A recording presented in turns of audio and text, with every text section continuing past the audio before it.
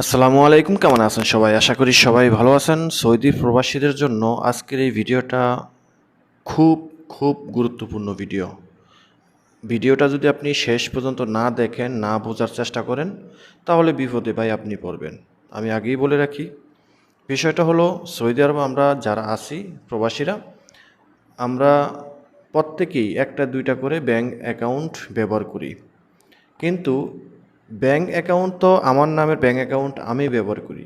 কিন্তু যদি এমনটা হয় যে আমার নামের ব্যাংক অ্যাকাউন্ট অন্য কেউ ব্যবহার করে, তাহলে বিষয়টা কীরকম হবে? সৌদি আরবের আইন কানুন বিষয় নিয়ে আমরা সবাই মোটামুটি বেশ ভালোভাবেই অবগত আছি, কিন্তু সতর্ক হই না। সতর্ক না হওয়ার কারণে আমরা বিভিন্ন সময় ট্রাভেল রেস্ট্রিকশনের মামলায়, লেনদেনের মামলায় বা মানি লন্ডারিংয়ের মামলার আওতায় থাকি। পরিশেষে আমাদের অবস্থাটা খুব গুরুতর অবস্থা হয়। তো এই বিষয়গুলো যদি আমরা না জানি, না জানার চেষ্টা করি, তাহলে বিপদে ভাই আমরাই পড়ব। তাই আশা করব ভিডিওটা শেষ পর্যন্ত দেখবেন। অবশ্যই ভিডিওটা শেয়ার করে দিবেন, আপনার মতো আমার মতো আরেকটা ভাই যেন উপকৃত হয় এই তথ্যগুলো পেয়ে। বিশেষ করে আমি সবসময় সঠিক এবং একদম অথেন্টিক তথ্যটা দেওয়ার চেষ্টা করি। যেগুলো আমি কাজে প্রমাণ পাই সেগুলাই দেওয়ার চেষ্টা করি।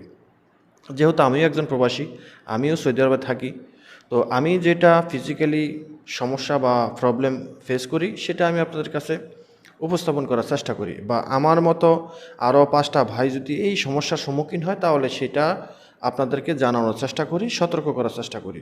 আশা করি সতর্ক হয়ে যাবেন। এখন আসি মূল কথায়।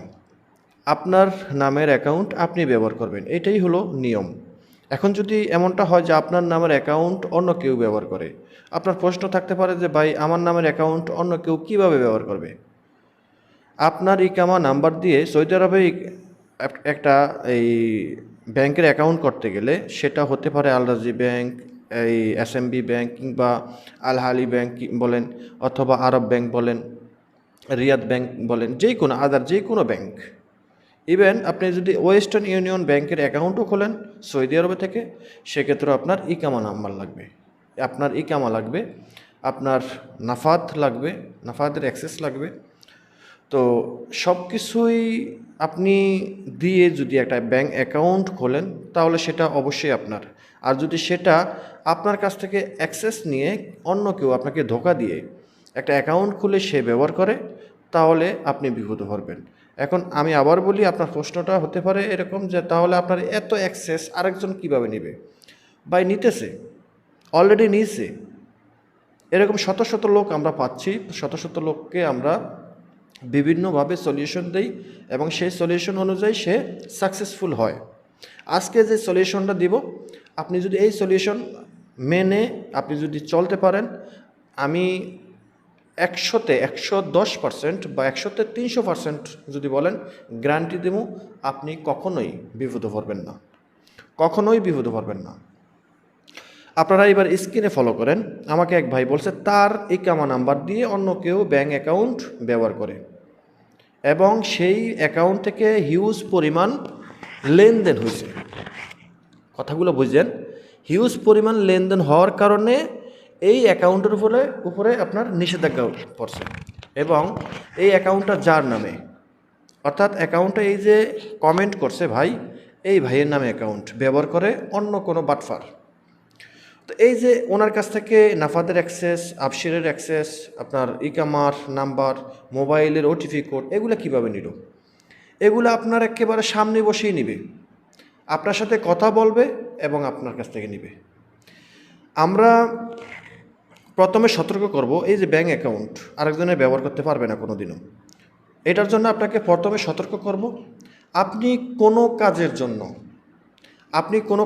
জন্য কোনো ব্যক্তির কাছে যদি যান হেল্পের জন্য, মনে করেন আপনি আবশের অ্যাকাউন্ট লগ ইন করবেন, এরপরে আপনি নাফাত লগ ইন করবেন বা রেজিস্ট্রেশন করবেন, কিউআর রেজিস্ট্রেশন করবেন, আপনি এই বিষয় নিয়ে কোনো কিছু জানেন না, অর্থাৎ আপনি একজন দক্ষ লোকের কাছে যাবেন। সে হতে পারে আপনার রুমমেট, কিংবা সে হতে পারে বাইরের কোনো বন্ধুবান্ধব, কিংবা সে হতে পারে কোনো একটা মক্তবের লোক। আপনি একটা মক্তব খেদামাতে গেছেন, মক্তব খেদামাতে গিয়ে সেখানে 10-20 রিয়াল দিয়ে আপনি একটা যে কোনো একটা অ্যাকাউন্ট রেজিস্ট্রেশন করছেন, সেটা হতে পারে আফসের অ্যাকাউন্ট, নাফিদ বা কিউয়া বা গোসি কিংবা আদার ব্যাঙ্ক অ্যাকাউন্ট। তো আপনি যদি এই কাজগুলো কারোর দিয়ে করান, তাহলে সেখানে আপনি ধোঁকা খাওয়ার সম্ভাবনা একেবারে 100%, 99% না, 100%, যদি আপনি ভুল মানুষের ফান্দে পড়েন, ভুল মানুষের সহযোগিতা নেন। এখন আপনি বলতে পারেন যে ভাই আমি তাহলে সঠিক মানুষটা কোথায় পাবো? আপনি অবশ্যই সঠিক মানুষ পাবেন, সেটার জন্য আপনাকে লোক খুঁজে বের করতে হবে। কিভাবে? আপনি আমরা বিভিন্ন সময় ব্যাঙ্ক অ্যাকাউন্ট কিভাবে রেজিস্ট্রেশন করতে হয়, ব্যাঙ্ক অ্যাকাউন্ট বলেন বা আবসির অ্যাকাউন্ট বলেন, কিউয়া বলেন, অথবা আদার যে কোনো প্ল্যাটফর্ম সৌদি আরবের, কীভাবে রেজিস্ট্রেশন করতে হয়, কীভাবে লগ ইন করতে হয়, কীভাবে ফোন নাম্বার চেঞ্জ করতে হয়, কীভাবে পাসওয়ার্ড চেঞ্জ করতে হয়, পাসওয়ার্ড ভুলে গেলে কীভাবে সেটা আপনি ফরগেট দিবেন বা ভুলে গেলে সেটা আপনি রিকভার কীভাবে করবেন, আমরা এই বিষয় নিয়ে অন্ততপক্ষে আমি পার্সোনালভাবে আমি কিন্তু এই বিষয় নিয়ে অনেক ভিডিও আমার চ্যানেলে আছে, আপনি চাইলে ওই ভিডিওগুলো দেখে আসতে পারেন। হ্যাঁ, এটুকু বলতে পারি, আমি যে ভিডিওটা বেশ কিছুদিন আগে দিছি, সেইখানে যেই কোয়ালিটি, যে সিস্টেমে একটা ব্যাঙ্ক অ্যাকাউন্ট খোলার নিয়ম, সেই নিয়মটা এখন বর্তমানে চেঞ্জ হতে পারে, কিছু আপডেট আসতে পারে। তো সেটা আপনাকে অবশ্যই জানতে হবে, আপনি অবশ্যই আপনাকে জানার চেষ্টা করতে হবে। তো এবার আপনি যদি এই বিষয় নিয়ে কোনো মাথাই ঘামাতে না পারেন, যে আপনি যদি বলেন যে ভাই আমি এই বিষয় নিয়ে কিচ্ছুই বুঝি না, আমার আরেকজনের সহযোগিতার দরকার, তাহলে সেটার জন্য আপনাকে একটা মুক্তব খেদামাতে যেতে হবে। ব্যাংকের অ্যাকাউন্ট খোলার জন্য ব্যাংকে যাবেন, প্রথমে যাবেন ব্যাংকে যাওয়ার পর আপনাকে ব্যাংকের কোনো কর্মকর্তা আপনাকে একটা মুক্তবে পাঠাবে। ভাই, যে কোনো লোকের মাধ্যমে আপনি ব্যাঙ্ক অ্যাকাউন্ট খুলতে পারবেন না, করলেও আপনি সেখানে ধোঁকা খাবেন। তো সেটার জন্য সরকার রেজিস্ট্রেড, গভর্নমেন্টের রেজিস্ট্রেডকৃত একটা অফিস থাকে, একটা মক্তব থাকে। সেই মক্তবগুলো হতে পারে একটা মিশরির, মাসরির, অথবা একটা সুদানির। বিশেষ করে এই কাজের জন্য আপনি কোনো বাংলাদেশিদের যাইবেন না। কেন যাবেন না? তারাই আপনারা বেশিরভাগ এই বিপদে ফালাবে। তা আপনি যদি মনে চায়, আপনাকে আমি সাজেস্ট করব যে আপনি সুদানিদের দোকানে যাবেন, যেসব দোকানে সুদানিরা বসে। বা সৌদি আরবে একমাত্র আমাদের এসব ধরনের এই মানে সহযোগিতা বা হেল্পের জন্য সৌদি আরবে সুদানিদেরকেই আমি ব্যক্তিগতভাবে বেস্ট মনে করি।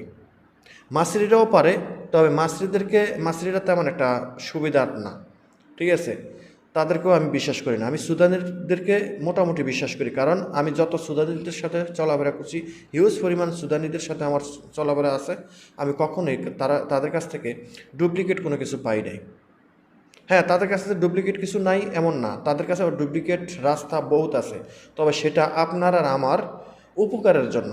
আপনার কাছ থেকে আমার কাছ থেকে 10 টাকার জায়গায় 15 টাকা তারা নিবে, বিনিময়ে তারা কিন্তু আপনার একটা কাজ করে দেওয়ার চেষ্টা করবে, ঠিক আছে। তারপর আপনি মানুষের সাথে কথা বলে মানুষ চেনার চেষ্টা করবেন। তো আপনি দয়া করে কোনো কাজের জন্য আপনার যদি রুমে কোনো ব্যক্তি থাকে, তার কাছ থেকে এই হেল্পটা নিতে পারেন। নেওয়ার সময় আপনি যদি একটা ব্যাংকের অ্যাকাউন্ট খোলেন, তাহলে আপনি কোন ব্যাংকের অ্যাকাউন্ট খুলবেন, সেই ব্যাংকের একটা অ্যাপ্লিকেশন ডাউনলোড করতে হবে। এগুলো আপনি তার মোবাইলের দিকে তাকিয়ে থাকবেন, সে কোন ব্যাংকের অ্যাকাউন্টটা খোলে। আপনি হয়তো পড়াশোনা জানেন না, কিন্তু আপনি তো একটা মনোগ্রাম বা একটা মার্কা চিনেন, যে রিয়াদ ব্যাংকের মার্কা এটা, আল রাজি ব্যাংকের মার্কা এটা।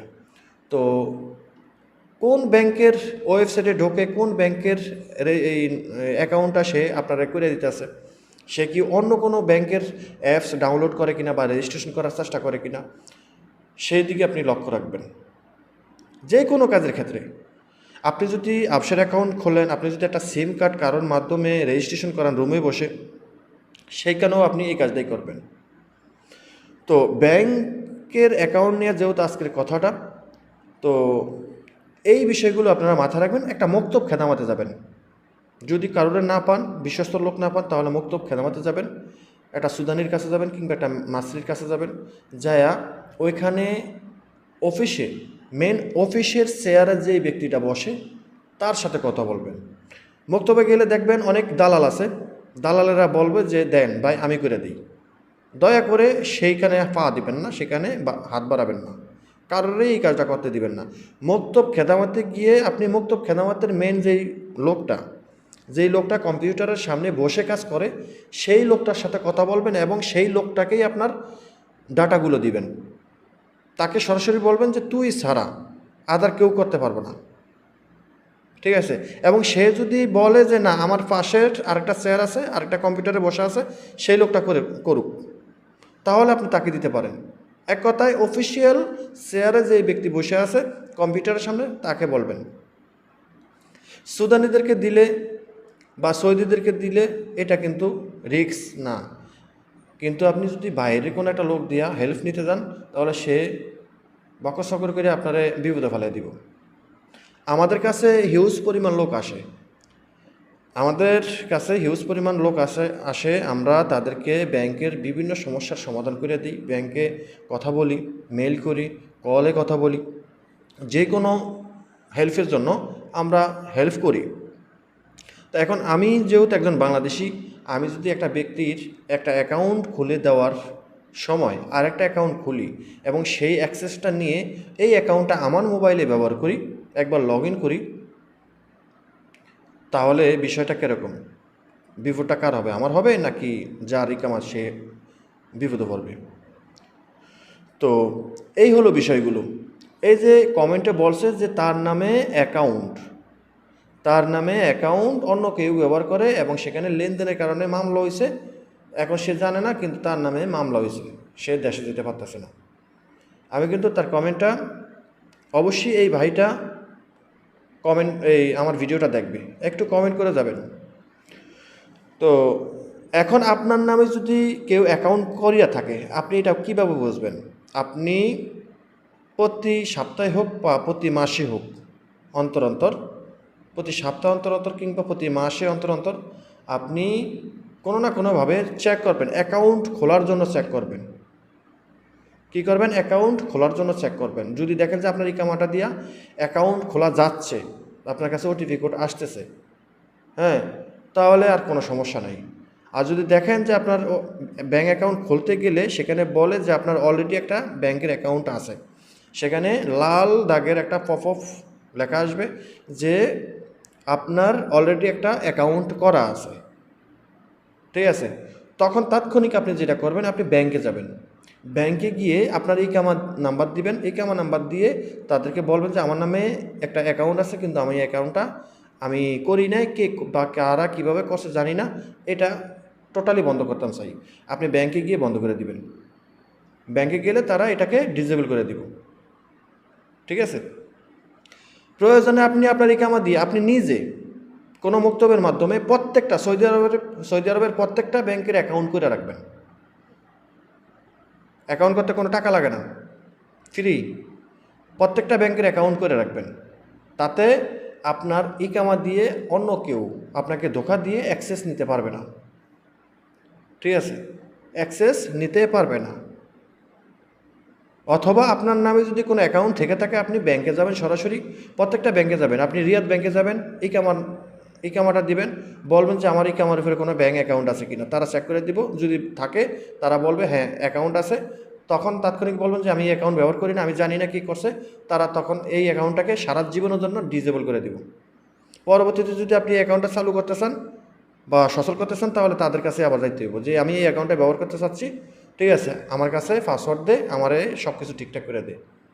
আপনি আল আলী ব্যাংকে যাবেন, আল রাজি ব্যাংকে যাবেন, আরব ব্যাংকে যাবেন, প্রত্যেকটা ব্যাংকে আপনার হাতের নাগালে যত ব্যাংক আছে প্রত্যেকের কাছে যাবেন, ইকামা নাম্বারটা দিবেন, টাকা লাগবে না, তাদেরকে বলবেন ইকামা নাম্বারটা দিয়ে যে আমার নামে অ্যাকাউন্ট নাম্বার আছে কিনা।